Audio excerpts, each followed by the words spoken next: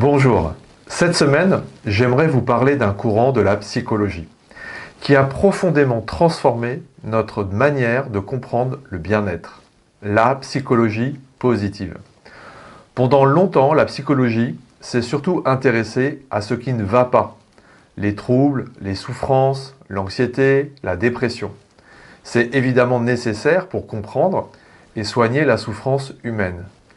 Mais à la fin du XXe siècle, certains chercheurs ont commencé à poser une autre question essentielle. Qu'est-ce qui permet aux êtres humains de s'épanouir? C'est notamment le psychologue américain Martin Seligman qui a contribué à structurer ce courant de recherche.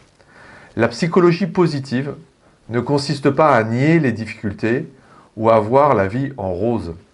Elle cherche plutôt à comprendre ce qui nourrit notre équilibre psychologique et notre bien-être. Les recherches ont ainsi mis en évidence plusieurs éléments essentiels.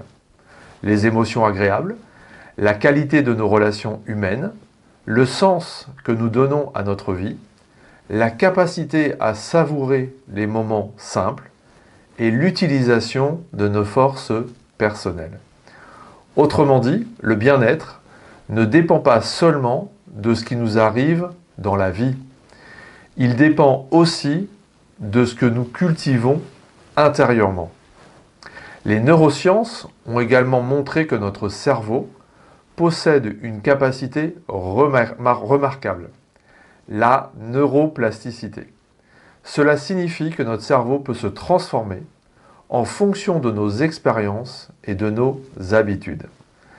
Lorsque nous entraînons régulièrement notre esprit à cultiver la gratitude, l'attention aux moments agréables ou la qualité des relations humaines, nous renforçons progressivement les circuits neuronaux associés au bien-être. Autrement dit, le bien-être peut s'apprendre et se cultiver. C'est précisément l'objectif de la psychologie positive. Nous aider à développer des attitudes et des pratiques qui favorisent un équilibre intérieur plus stable et plus durable. Personnellement, j'ai eu la chance de travailler et de collaborer avec le psychiatre et auteur Christophe André, l'un des pionniers de la psychologie positive en France. Cette expérience m'a permis de découvrir à quel point des pratiques simples peuvent transformer notre manière de vivre et d'aborder la vie. Cultiver les émotions agréables, développer la pleine conscience, porter davantage d'attention aux moments simples de l'existence. Toutes ces pratiques contribuent progressivement à renforcer notre bien-être.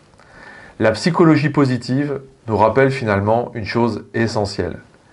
Le bien-être n'est pas seulement une question de circonstances, c'est aussi une compétence qui se cultive.